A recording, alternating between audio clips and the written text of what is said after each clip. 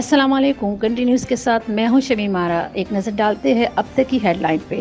वज़ीर-ए-आज़म शहबाज शरीफ की ज़र सदारत कौमी सलामती कमेटी का इजलास। कौमी सलामती कमेटी के इजलास में वफाकी वज़रा बिलावल भुट्टो, ख्वाजा आसिफ इस्हाक, राना सनाउल्लाह, मरियम रमज़ेल समेत इंटेलिजेंस इदारों के सरबराहान ने शिरकत की, जबकि इजलास में DGIB और DGFIA ने खुसूसी तौर पर शिरकत की। इजलास में मुल्क की मईशत और अमन-ओ-अमान का तफसीली जायजा लिया गया, जबकि दहशतगर्दी की सूरत हाल और दहशतगर्दी की हालिया लहर के सद्देबाब के लिए खुसूसी मशवरत भी की गई।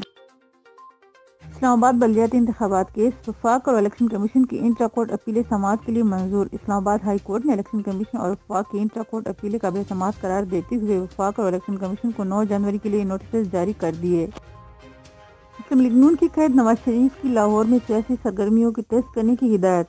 पंजाब में एतमाद के वोट से कबल भरपूर सियासी सरगर्मी अख्तियार करने की भी हिदायत की गई है। नवाज शरीफ ने साल 9 के आगाज पर एतमाद का वोट या फिर जनरल इंतखाबात की तैयारी के लिए नून लीग पंजाब को तैयार रहने की हिदायत की है।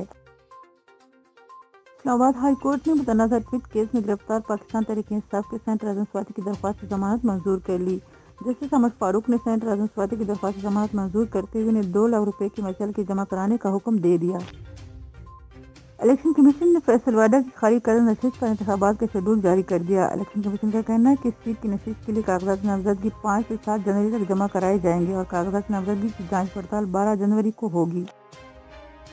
गवर्नर सिंह कामरान का कहना है कि पीपल्स पार्टी को हल्काबंदियों पर फैसला करना पड़ेगा, ये उनका वादा था। गवर्नर सिंह कामरान ने कहा कि लापता अफराद हमारी पार्टी का बहुत बड़ा मुतालबा है। पिछली हुकूमत के साथ भी इसी मामले पर इल्हाक किया था और मौजूदा हुकूमत से भी यही उम्मीद है कि लापता अफराद पर हमें नाउम्मीद नहीं करेगी।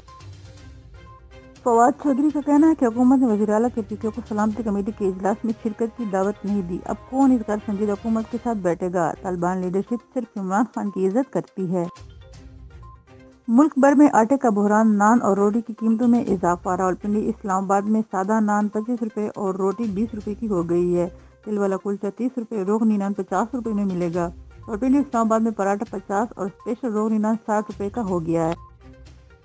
पंजाब और सिंध के मैदानी इलाकों में धुंध का राज। इंतजामिया की जाने से मुख्तलिफ मकामात पर मोटरवेज ट्रैफिक के लिए बंद कर दिए गए हैं। ये थी अब तक की कंट्री न्यूज़ की ताज़ा तरीन हेडलाइन। मजीद खबरों और अपडेट्स के लिए देखते रहिए कंट्री न्यूज़।